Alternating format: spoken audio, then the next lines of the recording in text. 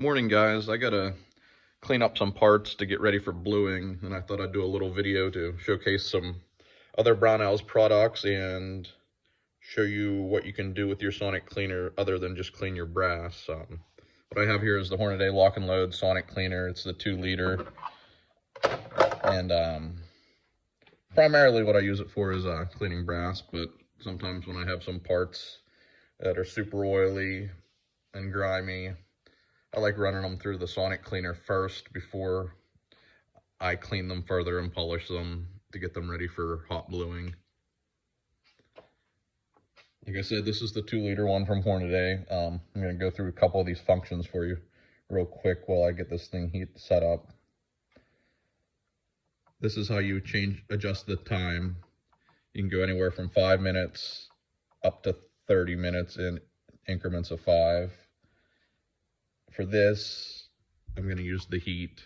Sometimes I don't like using the heat for the brass because it kind of discolors it, but you might have that using a sonic cleaner anyways. It's always good to tumble or somehow, however you polish your brass, do that afterwards. Like this cleans it. It doesn't necessarily make it look like it's brand new. So I turned the heat on. As you can see, the heat's flashing. It's heating up.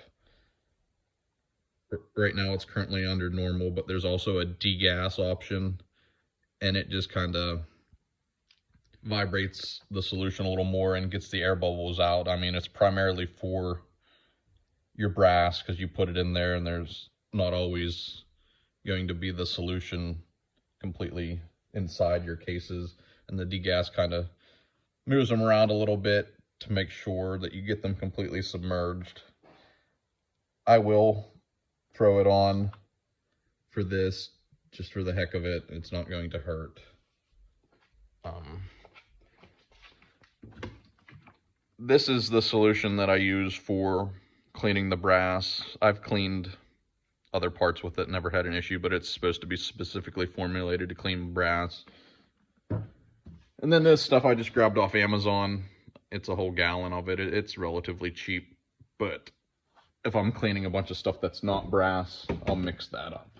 And then this has a little cage. I already ran some brass through this, so it's a little dirty, but it's still clean enough. I hate to throw it out. But this is the basket so your parts don't fall down through, and then when you're done, you can just lift it out and take your parts out. So we got a bolt body that's pretty oily and grimy. We're gonna throw in there and hopefully clean it up some, because I have to blue the bolt handle on this. I have to figure out a way to prevent the rest of the bolt from getting blued, because I really don't want to re-jewel this. I will if I have to. I mean, it is going to make it look better, but I would prefer to find a way just to be able to mask this off and only blue this handle, which I'll have to talk to somebody at Brownells about. I've never done that. I don't want to put it into my hot bluing solution at 300 degrees and ruin the rest of the stuff I'm bluing because something melts and contaminates the solution. So, but we're going to throw this in here now. It just fits. And then I'm not even going to tear this down any farther. I'm going to get this cleaned up first and then tear it down and polish these pieces up for bluing. But it should just fit right in there too. Same thing with the floor plate. I don't think this will take bluing. I might have to go another route with it, but I'm still going to clean it up. Same thing with the follower. Trigger guard, again, this is like pot metal or something. I don't know if it's going to take bluing.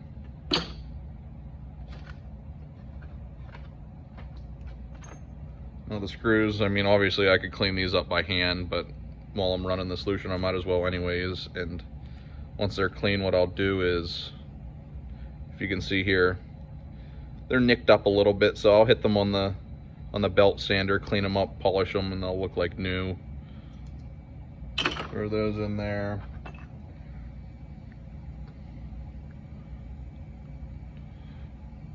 Willy hair there. If you've seen my cat on Instagram, that's one of his hairs, unfortunately. But yeah, trigger, I'll probably re-blue this as well, because you obviously see that much of the trigger in the gun. So throw that in there. Bolt release was pretty dirty and grimy. Throw that in. Again, those are parts that can easily be cleaned by hand, but I'm running the solution, wanted to do the video, might as well just throw everything in. Sear, grimy, dirty. We'll see how it comes out. And then I just have a couple small springs and pins here. I'll probably blue the pins, not the springs obviously, but I'm still going to clean them up just so after bluing and reassembly you have a perfectly clean gun. But they actually sell these at Brownells. I bought it for bluing small parts because they're always a pain to try to keep track of in the bluing tanks. But it's made by a company for ultrasonic cleaning, so there's no reason why I can't use it for both. So we're gonna try it in the sonic cleaner. You can see they're just in there. This is spring loaded and it shuts them in there. I don't know if it'll fit in here with everything else or not, but we're gonna try. Yeah, it'll work. The screen isn't completely submerged, but the parts in the screen are, so we will be good there.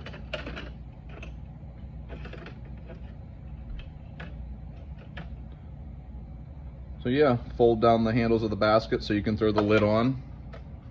I already adjusted it to the 30 minutes. I have the degas on and I have the heat on, so we're gonna hit the on button and come back here in 30 minutes and see how it cleaned them up. Okay, and we're back. Let's see what we have going on here. Pull the basket up out. Just a precaution, if you're using the heat on this sonic cleaner, it does get pretty dang hot. There's no good way to, I like to let it balance here and drain out, but there's not a good way. I wish this top, you could spin it like I'd have here and it go down into like a slot to hold it, to let it drain as you're pulling stuff out. But as you can see, the water is black now, and the solution's black.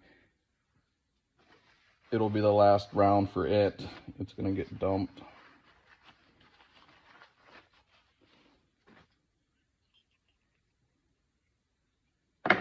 Let's see here. All right, this is why they don't recommend using the brass cleaner on anything but brass.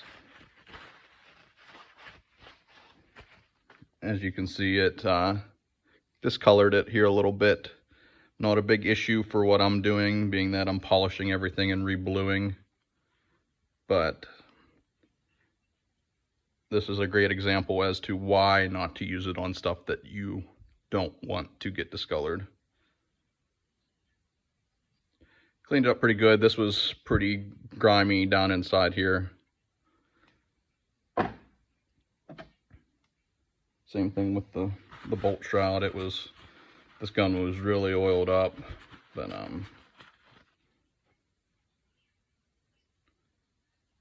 it's pretty good now. Now stuff like this and the bolt, I'll rinse all these off with water to get the cleaner off, and then I will put these in my oven on like the lowest temperature it'll go, just to dry out the water so it's not sitting in there. But stuff like screws, follower, stuff that's like one solid piece, I'll rinse them off and then dry them with a towel and then blow them off with the air gun, the air compressor, and that's fine. You don't really have to throw these in the oven to bake off any extra moisture. I'm not going to go through everything, because everything else is pretty clean. I do want to check out what we have going on in here. This thing's pretty slick. I might have to get another one and leave one just exclusively for sonic cleaning. That way I'm not taking contaminants from the sonic cleaner and the grease and then putting them in my blue ink tank, because you want everything to be perfectly clean, no contamination when you're doing that. But yeah, these pins and springs were all covered in grime and grease. I didn't clean them off at all before we started, and as you can see, they're perfectly clean now. This thing's pretty slick. I will, in the bolt stop as well, if you saw it before, it was covered in grime and grease. I mean, it's something that you clearly could have taken some degreaser to in a rag and cleaned it off, but while running the sonic cleaner, you might as well throw everything in and let it do its work. I will put in the description links for the sonic cleaner by Hornady, the brass cleaner that you should not use for steel parts if you want them to maintain the color they had before you put them in. And I can also see if I can find this stuff on Amazon that I use for everything else. And I'll put that link in there as well for you guys. Or I'll do some research and see if Brownells actually sells a sonic cleaner that's not for just brass. So that'll probably be my better option. I like to stick with Brownells. They're good guys, and you can make it a one-stop shop. If you have any questions, put them in the comments. Thanks, guys.